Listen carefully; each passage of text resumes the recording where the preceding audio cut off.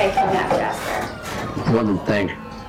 We have rock-solid forensics putting your hands on that kid's blanket. You got it wrong. Oh, you snuck into Dee Dee's last night, stole her baby, and left him outside to freeze to death. No. Why? Why try to kill an infant? I wasn't trying to kill him. I was trying to save him. To save him? From that hellhole upstairs. Look. I've known Dee Dee for years.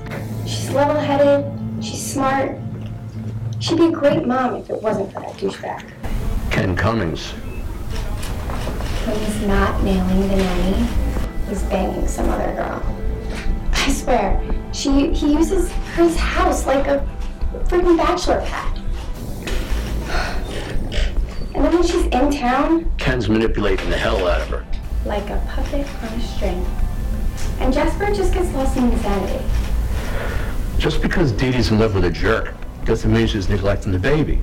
Last night, he was screaming for hours. And Ken and the military just ignored him. They just kept screwing. So you thought he'd be better off being dumped in an alley? I left him outside of Tumbleweeds. People love kids there. I wrapped him up, and it just real well, and I just left him.